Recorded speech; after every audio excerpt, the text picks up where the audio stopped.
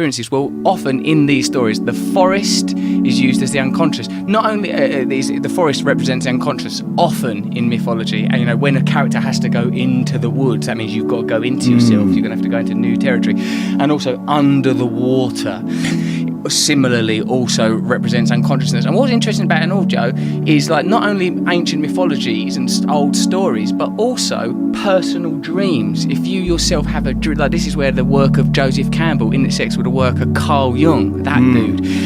He noticed that people in their personal myths, like Joseph Campbell says, dreams are private myths, myths are public dreams. In people's personal dreams, they come up with images, archetypes and stories that can also be found in fairy tales. You know, just someone asleep goes, I was just walking and I went into the woods and I met this old woman in the woods and she told me that everything was going to be okay, and then she put up her hood, and when she took her hood down again, it was my mother's face. It's like people are inventing their own myth, because of course all culture is created by consciousness, so on some level it's in us individually.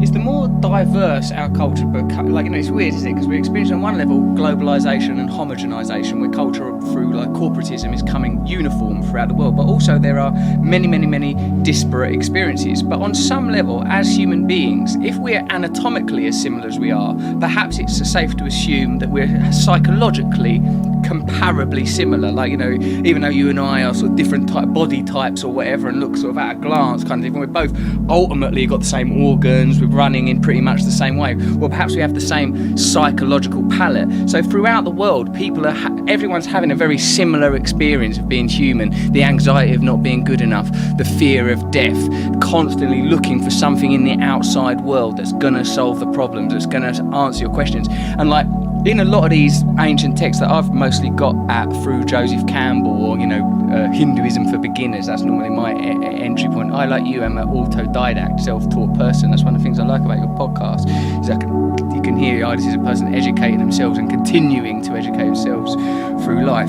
Well, like, one of the things that I picked up in that is, like, in them very ancient texts, there are people that, the same way as in our time that's defined by science and technology, there were times where people define themselves through meditation and experiences in consciousness. Like those people that wrote, say, the Upanishads, whoever the hell they were, these rishis, these ancient Indian yogis that went into deep meditative states and came back with mantras and truths. Those people are as diligent and as fastidious as a scientist in a laboratory that comes back and goes, well, look, we've broke down, you know, Watson and Crick breaking down the DNA. They come back and go, this is what it is to be a human. You are gonna die. You need to come to terms with the relationship between your conscious self and your material self. For me, that's the stuff, like, that's the conversation that I'm into, and that's why whenever I find it, whether it comes from Joseph Campbell or Carl Jung or even checking out this podcast, like a lot of the stuff Graham Hancock's into, that always, it presses something deep in me. That's what I'm always looking for, you know, Joe. There are moments where you think, that shudder you get.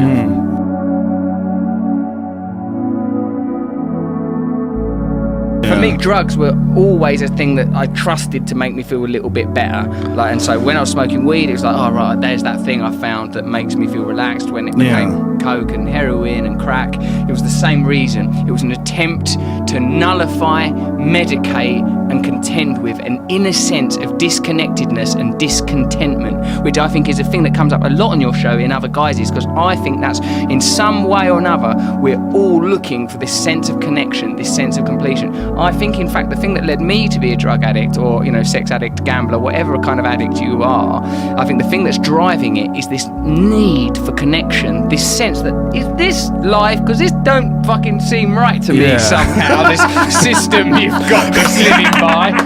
Like, give me the real deal. Yeah. What's the real thing you're not telling me? And that's why I'm fascinated by people like Terence McKenna, who says, like, if you know, what he called, don't stay on the pedestrian levels of consciousness. There's deep shit down there. There's fascinating stuff. There's machine elves. There's corridors of kaleidoscopic wonder to explore. There's union. There's God. It also might be a case of, you know, everybody's always worried about wealth inequality.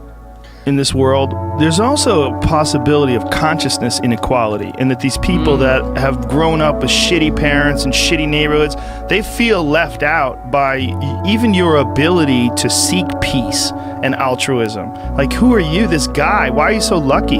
You're financially fortunate, you have beautiful genes, you're handsome, you have this motherfucker. And so why is he so happy? Why is he allowed to have this happiness come to him so easily? So there's anger at that. The same kind of anger that you would get at the elite upper class, like the billionaires and the 1%ers of the world. People will also look at a person like you and like, there's a consciousness inequality. There's also a starting point inequality. I'm sure you, like you were saying, you were insecure when you were young, and it was difficult, and I certainly was. And Jim and I knew each other when we were young and insecure and starting out as comics. We've been friends forever. But that's sort of this experience where you are you now, and people look at that and they're upset that, well, why does this guy have so much? Why is this guy in this place where you can so conveniently search for truth, where I have to pay my fucking bills, and I'm student loans, and I'm in a shitty neighborhood, and my kids are sick, and my wife's a cunt. This is like, and then they get on Twitter and they're like, fuck you, Russell, you fucking cunt, I hope your ponytail chokes you in your sleep. Right. I understand that level of discontentment, because, to be honest, I'm subject to jealousy and envy myself. I spot it when it comes up, when I sort of feel myself go, oh, why is that not me? I should be having that. But now I try not to justify feeling shit. As soon as I start feeling bad, I don't think, well, this is why I feel bad, and I'd like to stay feeling bad. I try and go, hold on a minute. If you believe that the external world is an illusion, that it's temporary, it's transient, and what's real is your deep connection to your inner self, and you can express that in myriad ways. And we're here to have this experience as an animal, and I'm fascinated by the numerous ways that you're into doing it, and it's something that I really want to learn more about. Is loads of the stuff that goes on your show, but like. I can well appreciate people sort of seeing, particularly as the way it's presented, seeing me on television, thinking, fuck that guy, because they don't automatically know where I came from or what I had to do to get here, or the fact that I get here and think, hold on a minute, this isn't what I thought it would be. Almost as soon as I got those things, I was like, this isn't real. You can't make yourself happy. I don't want to be poor again. I'll be straight about that, because I hated it. It's really frightening. But you cannot resolve those inner issues. I now know that empirically for a fact. I'm really lucky, and that's why I'm sort of fascinated by the addiction model, and that's why I am reluctant to smash my mind's piece of DMT, although it does sound fun. I would really, really love to do it. Don't be a pussy. I'll do it! Peer pressure, you say? I'm in. It's because I know I've tried fame, I've tried money, I tried drugs, I tried sex, I tried all of those things to make myself feel better, and oddly, none of them have worked. None of them have worked. I'm not, poor me, while there's fucking refugee crisis. No, you're just being honest. You're just being honest about your experience. Yeah. And I would, what I am now thinking, Joe, is what is they say that, happiness is where what the world needs meets what you have to offer. Well, what the world needs meets what you have to offer. And I think, God, is there a way that I can communicate some of the things that I have learned about connecting, about letting go of my flaws, taking responsibility for the problems that I am creating? Is there anything about that I can convey? Can I convey it hopefully as well in a comedic and accessible way? And that's sort of like where my focus is beginning to fall. And I'm assuming that's what you're already doing, isn't it? That's what I'm attempting. I mean, I think everybody who's trying to better themselves is attempting some form of that.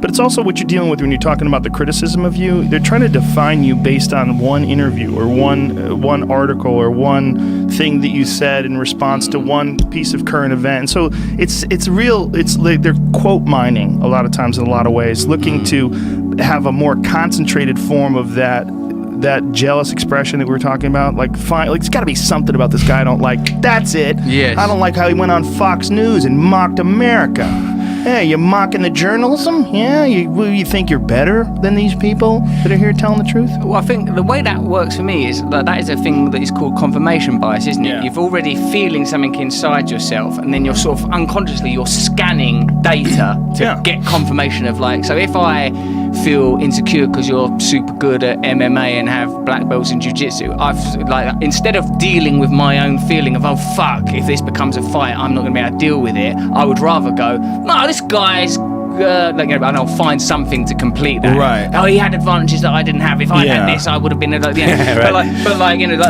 But really, the feeling is in me, and this is what my personal experience of actually getting clean from drugs has taught me, is that, you know, what other people think about me is none of my business, and it's something that's happening in their own consciousness, and they're always looking for some coordinates upon which to project those feelings. And I know that because I fucking do it.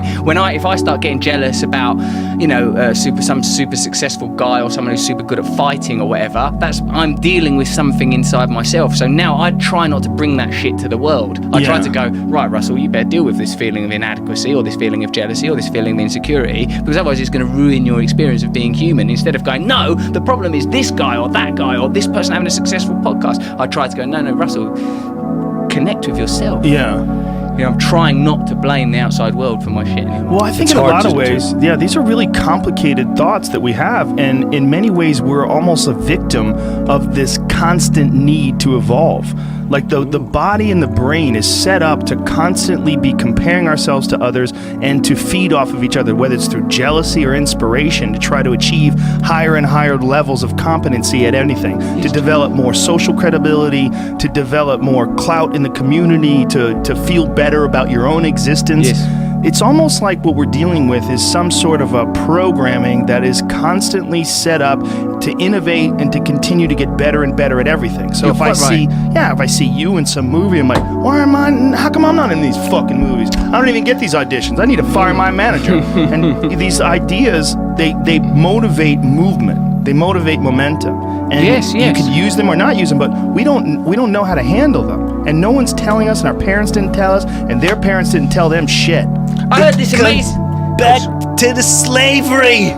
We're all just tribal, and at the end of the day, what you're supposed to do is help other humans. There's no better feeling in the world than encouraging another human to live right, and they live right.